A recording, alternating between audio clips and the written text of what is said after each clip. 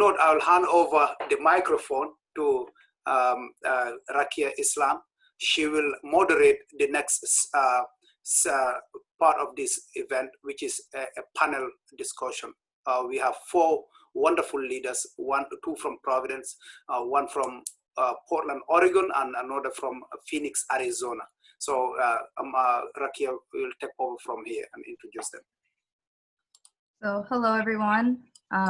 Thank you so much for joining together with us today. Thank you, Omar, for the introduction. As you said, my name is Rakia. I am the project coordinator at the Refugee Dream Center. I've been working with the center for about 10 months now, and I'm so excited to introduce our speakers. First, I'm just gonna give a short bio for each. I'd like to apologize in advance to our speakers if I mispronounce your name. I will try my best. So we'll begin with Isabel Kayembe. So Isabel is a case manager with the Refugee Dream Center. She's a Rhode Island delegate of the Refugee Congress, and she is currently pursuing a degree in social work at Community College of Rhode Island. She escaped civil war in Angola and has spent 17 years in a refugee camp in Namibia, where she emerged as a leader and worked with the UNHCR to help other refugees in the camp. She resettled in the US in 2015 and has been serving the refugee population in Rhode Island since. Next up, we have Bandak. So Bandak is an acclaimed refugee advocate and human rights activist. He's a senior research project director at Arizona State University's Office of Sex Trafficking Intervention Research and a volunteer national advocate with Lutheran Immigration and Refugee Service. He holds a master's degree in social justice and human rights and 2 bachelor's degrees, one in political science and another in sociology. He is a South Sudanese by birth and came to the United States as a refugee in 2006. Next, we have Subedi. So Subedi was born in Bhutan, raised in a refugee camp in Nepal for almost 20 years, and he resettled in Portland, Oregon in 2008. Currently, he works with the local government, engaging and integrating newly arrived refugees and immigrants. He's also an honorary Refugee Congress delegate for Oregon. And last but not least, we have Claudette Nshimiyimana. Hopefully I did not butcher that last name too much. Claudette is a former refugee from Rwanda. She is a community care coordinator at Neighborhood Health Plan of Rhode Island. She graduated with a dual degree in political science and public administration. Along with Omar and Claudette's sister, Janet, she co-founded the Refugee Advocacy Group in 2010 and later the Center for Refugee Advocacy and Support. The 3 supported hundreds of refugee families around the state of Rhode Island, especially on housing safety advocacy. Claudette has worked with national advocacy groups such as Lutheran Immigrant and Refugee Services to bring about changes in refugee resettlement. So I want to thank all these speakers for joining our panel today. And I would love to begin our conversation with a question about the current moment. So racial justice has gained widespread prominence in the current moment. And so I wanted to see what you would like to share that you think would be useful to those who are listening in about the current climate at the moment and how it might be affecting the refugee community or any other communities you wish to speak about. Anyone feel free to take the reign, or I can call on whoever would like to speak first.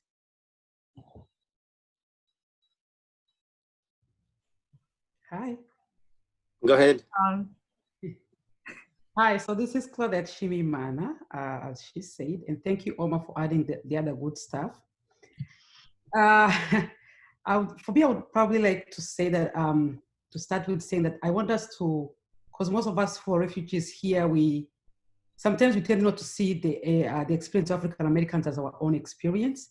So I'm hoping that we are taking this opportunity as a learning moment and we are listening to, because I mean, I have family members and I see, and sometimes I can see ourselves, tending to see ourselves in a different kind of, we don't seem to connect that much and see that their experience is our experience. So I'm hoping that parents are looking and they're teaching their children and, you know, showing them that this is our experience too. Thank you so much, Claudette. Are there any other thoughts from our other panelists just about racial justice or anything you'd like to say to our audience today? Yeah, this is Bandak from Arizona. So I just wanted to touch base a little bit on what Claudette just said. It is true, and I can only speak for my community in the South Sudanese community in the United States. There's been a lot of conversations recently about the differentiation and distinguishing with the African Americans here. The South Sudanese community view this issue as a them issue rather than a us issue. And to the young ones who have experienced a lot of that racism and also discriminations at the school setting as well as at job settings, we do know that the experience that our African Americans brothers are facing also affects all of us. We all get racial profile the same way as anyone, and we need to change the narrative that those who only face this racial injustice in the United States are not only those who came, who have slave descendants ancestors. We all have this common struggle as Black people in the United States, all of us, and it's time for us to come together, unite with those who are our allies in all other races as well, and also educating ourselves with the best laws that are out there for us to protect ourselves. That's all I can just add to that. Thank you so much. Isabel, looks like you would like to say something. Hi, my name is Isabel. I'm the case manager of the Refugee Dream Center. I'm a refugee. I arrived in United States in 2015. Talking about the current situation, I will talk like on behalf of all refugees because we always interact with other communities, and it's really so frustrating.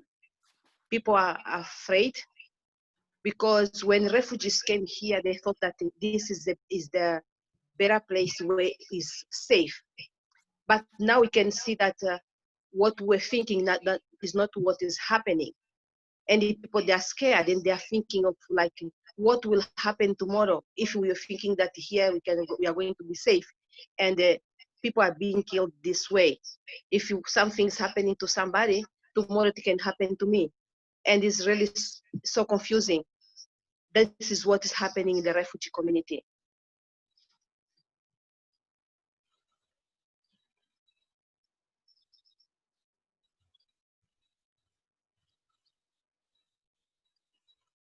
Thank you, Isabel. Sam, are you able to access your audio? Yes, yes. Okay. Can you hear me? Yes, I can hear you. So, my name is Subedi, again, refugee from Bhutan, and I live in Portland, Oregon. The violence against Black people is a re-traumatizing experience for me because I was also forcefully evicted from my home country because of my ethnicity, language, and culture. So my life was changed forever.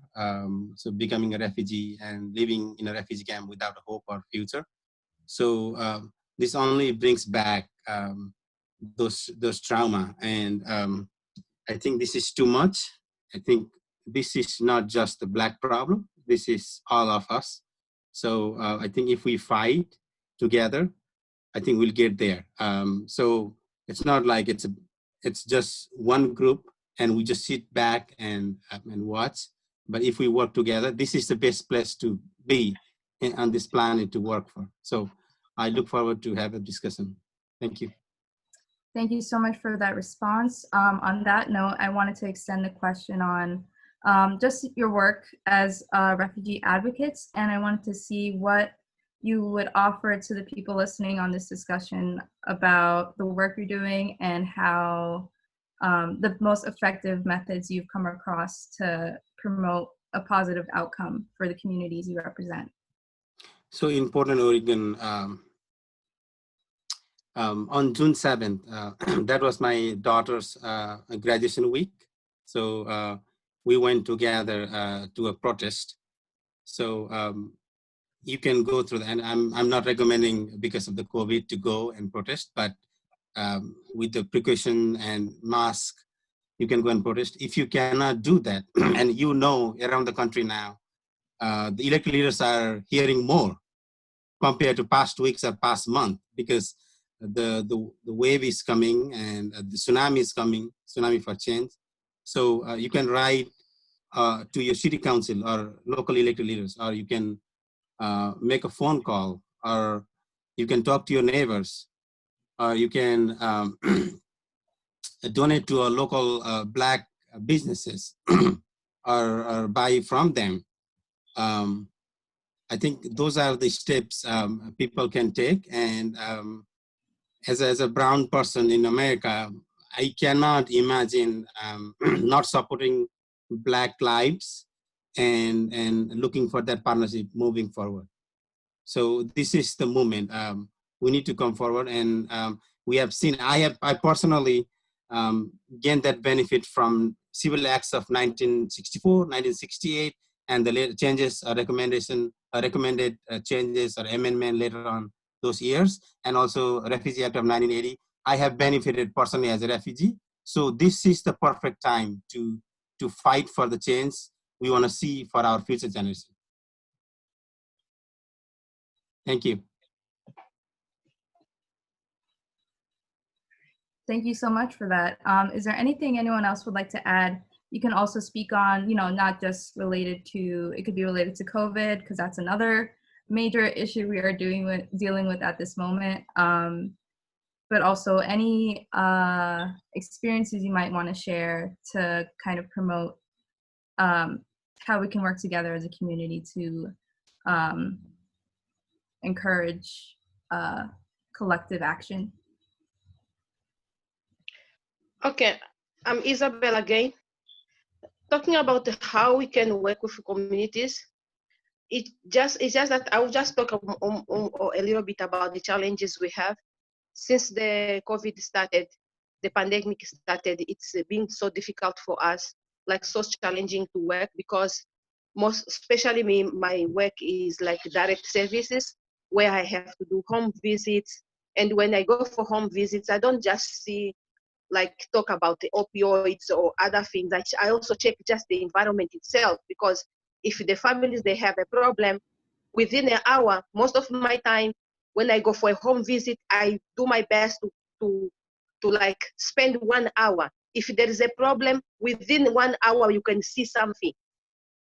And it's for now, it's so difficult, because everything we have to do over the phone, we have to call, we have to talk, and when you ask the person how the person is doing, they say they're fine. But when it's face to face, it's easier, even if the person says fine, and if the physical appearance says otherwise, then there are other questions you can do. That's one of the challenges we have now because of the pandemic. And it's so confusing, because in the office setting, it's like a little bit more relaxing. It's more relaxing, because it's like, that, okay, from this time up to this time, I'm done and I go home. But when you work from home, it's like you work 24/7, because it's like so confusing. You are a mother or a father somewhere, one hand, and the other hand, you are a professional. You have to take care of your professional duties, and sometimes you have to take both together, because you are in the home environment. Those are the challenges we are getting. And also, talking about advocacy, it's also difficult for refugees to advocate. Especially me, I'm already here 5 years. When there are rallies and other things, I want to participate. I want to be there. I want to talk. I like to say something. I always like to voice out what I'm feeling. But as a refugee, because I don't have citizenship yet, I can't. I have some barriers, because I'm like, okay, I get limited to some of the issues, because I think like, okay, maybe if I say this, when I go for citizenship, I may get a problem. And when there are rallies, most of us refugees, we don't go, because we are afraid if something can happen there, you can, even if you didn't participate, but if you were around, you can be incarcerated, and then you lose your status. Then until we get the citizenship, it's like we are wasting because we are wasting our time because we want to say something now while things are happening. These are the challenges we are having as refugees. And we want also to say something. That's how I see, and how even it's not only myself, even other refugees, they have the same issues. Sometimes they think of going for rallies, going to see what is happening out there, but they can't go because of that fear. And if that is safe, it's not like it's not safe, it's just that we still have that fear, that because we don't want to go back. We have that I don't know how to call it, but it's like we have that we feel like, okay, we can go, if something happened, I'll go back. And also when it comes to killings, it's bringing alive what we saw with our eyes, millions dying, and you have to jump over a dead body, you have to run for your life. Seeing mothers giving birth, burying their children because they cannot move with them. Then we come here where we feel that is safe, is the same thing that is happening. People are really traumatized. It's really traumatizing. It's traumatizing, especially when we hear that, okay, somebody was shot. How can somebody be shot in America? We thought that this can just happen in the war zones, not in a place we call a safe place, a land of opportunities. Thank you so much, Isabel, for bringing that up about resurfacing trauma, because that is another major issue that we are currently paying special attention to in this moment. I think mental health definitely these days has been kind of thrown to the forefront of our issues, of our public discourse, so which is a good thing. So I wanted to, on that note, I wanted to see if maybe Bandak or Claudette wanted to speak on how, in what ways they've been addressing either mental health or any other issues that have been amplified or been intensified by the pandemic and or the current political climate, and also just the pre-existing social issues that many refugees experience, and also to kind of speak on what they envision or what you envision as a successful and more equal world. If that's sorry if that's a very abstract question, but I know you both are very motivated individuals and are working toward a certain goal. So if you could just speak on that, that'd be amazing. I got into this profession researching human trafficking and also addressing human trafficking here in Arizona back in 2016. And the reason why was because I saw a gap within the police, the law enforcement, the education sector, as well as the policy makers, that they were not addressing human trafficking among the refugee populations. And as a refugee advocate, seeing that, I made it for myself to actually address these issues and bring it forth in front of them. Currently, right now, due to COVID-19, there is not much information out there about the number of victims being trafficked, sexually exploited out there. However, it's shown that predators are also going to communities where they're seen as impoverished, and also targeting girls who are either don't know the language or don't know the law or are afraid to actually speak up about the experience of being sexually exploited or being prostituted by their traffickers or pimps out there. What we can do as a community, and what we've been doing here at Arizona State University with the International Rescue Committee, that we reach out to local community leaders. Say, if a community leader is a Somali, we go directly to them and tell them, educate them about the issues of sex trafficking within the community, and also what is happening. This way, they are able to address it, because issues like sex trafficking or mental health in most of the refugees community are seen as taboos. Often parents don't want to talk about them, or even when it happened, when the child go to tell their parents, the reaction from the parents is often, how come you didn't tell me when this happened 6 months ago. And they don't know what to do, what step to take after that. So as a network community here in Arizona, we've been able to come together when laws are passed. Just about 3 weeks ago, when the City of Phoenix mayor passed the COVID-19 release fund, we were able to secure about $3 million for refugees communities, because the funding has been cut since the administration was able to cut down the number of refugees being admitted to the United States. And this funding was able to be contributed to all the refugee networks across the state of Arizona, where now refugees are being able to, they're able to be served. They're being given their housing stipends until they find jobs, because some of them have now actually lost their jobs, because most refugees, when they come, they find jobs in factories, and these factories have a lot of populations where they are most likely to be exposed to COVID-19. So that's the next step for us as refugees advocates and also friends of refugees and allies. If there are any laws or any policies being introduced within your area, be sure that you show you're present and also address that there are also refugee populations that need to be heard. And if there are fundings that are being released for any population, such as the homeless community or any other oppressed community that is out there, be sure that you address that also funding should be released for refugees and should be released to the hands of agencies that are actually serving refugees in your community. That's all we're doing here in Arizona, and that's what we've been able to do. We've been able to connect with our lawmakers. We've been able to insert our voices where policies are being discussed.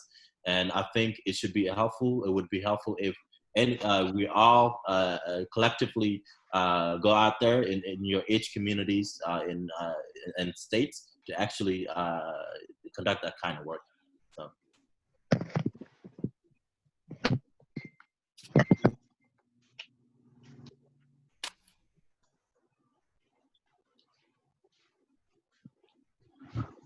Claudette, is there anything you would like to add before I extend our discussion to the audience for questions? For me, I would like to add, what I've been doing lately is because I got the opportunity to, when I came to, with the work I used to do, I got the opportunity to visit the courts. So I used to go and interpret for refugees who, especially the young kids who are 15, 14, who are, who they had cases in the court. And I got to experience the injustice that happens to African Americans or minorities in this country. And so what I've been doing lately is I've been just sharing my experience with most of the people in the community, in order to, because I want them to identify and see that this issue really is also our issue. Because I know one day I was with a refugee woman, was with her son at the store at the price light, and then the son had dreads. He got home, and then police came and picked him up and said, "Hey, we just got a dispute that you're stealing something and this and things." If the mother wasn't the spoken person who said, hey, I was with my son at the price light.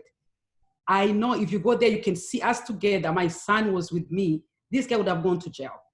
So my job has been really just sharing this experience and encouraging people about it, especially like teaching them American history. On top of it, making sure that they see, when they see these riots, that they know that it's just a small group of people that are doing this, that most of the people who are just there are really there to want to see things change, and they're there just for, they want justice, they want to see a society that is treated equal. So that's what I've been sharing my experience in the work I was with Oma and me. Yeah, for me, talking about the mental issues and the current climate with refugees is so confusing.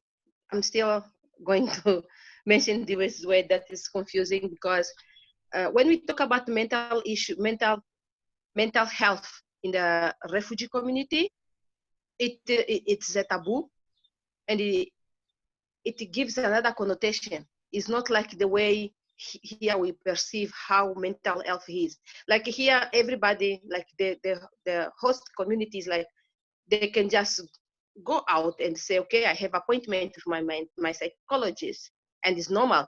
But to refugees, it's difficult because for us, somebody who's having mental issues, which means is crazy, is somebody who is like taking off his clothes, is even the family itself is it's like it's people who have mental issues, they are stigmatized because we consider them as crazy.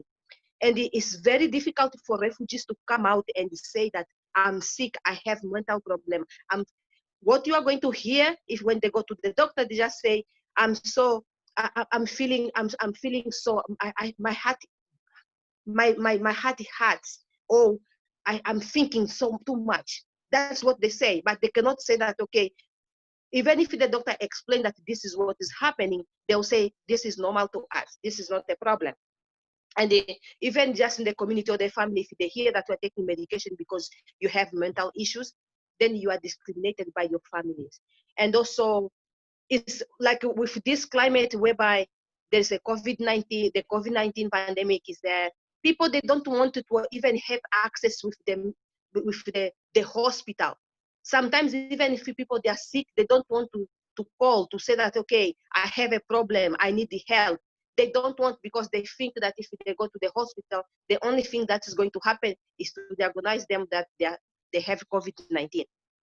That's what is happening. It's really so confusing. We are telling them that even if you are sick, it doesn't mean if you go to the doctor or you go to the emergency room, automatically you are going to be admitted and say you are going to be somebody, you are going to be a patient of COVID-19. You can still go to access your, you can still access your primary healthcare doctor. You can still go to the, if you don't want to go to the emergency, you can go to the urgent care. We are trying to explain to them what's the difference between emergency room and the urgent care, because most of the refugees, they don't know what is urgent care, and they think that they cannot go anywhere. They just have to go to if they are sick, they just have to go to the hospital, and that's what is the problem.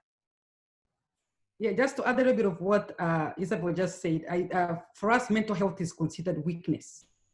If you seek help or if you talk about your problems, or you go see a counselor, it's considered as weakness. You're supposed to toughen up. You're supposed to, if you have a problem, you share with your family. And if you go to see a counselor or a doctor, it means they're going to give you medication, and that's not good for you. But they don't understand that with this crisis, is that we are isolated from everything. You know, we are people who love festivals. We like to get together. People are always having, weekends, parties, but they don't see that actually they are not isolated from those activities, and that adds up to everything that's going on in life. So it's extremely challenging to make somebody understand. You can just call somebody to talk to. Sometimes just somebody you can discuss your issues with, or just tell them how you're feeling without feeling judged. So it's a very hard step. It's extremely hard, and I know this because I have my mom here. So yeah.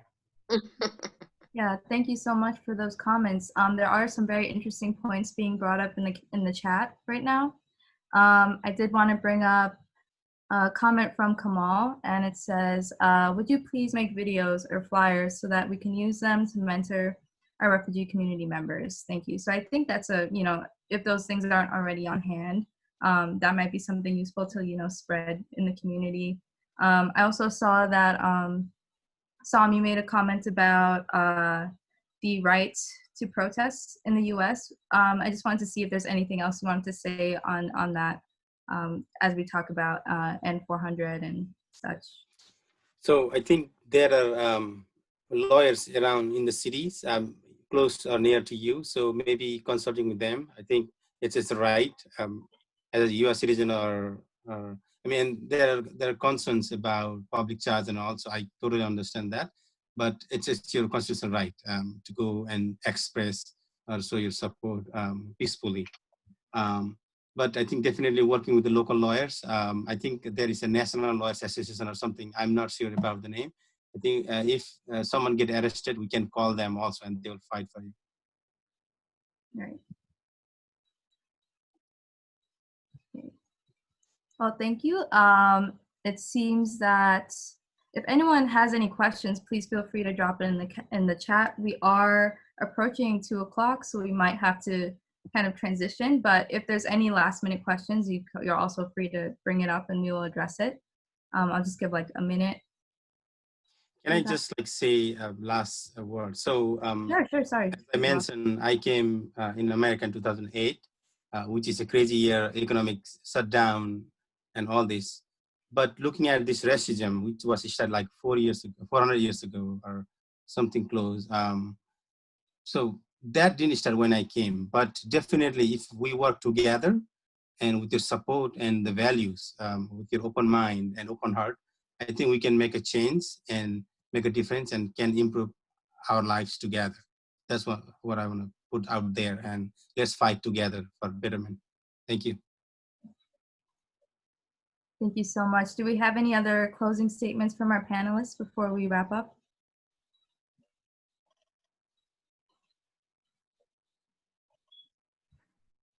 Okay, so it looks like that, seems like we have no questions for now, but I'm sure they might come up. So we probably have some communications happening afterwards about these issues. Definitely a very important discussion to be having. Thank you so much to the panelists again. We really appreciate you taking the time with us today. Omar, do you think it's time for a little music before we head off?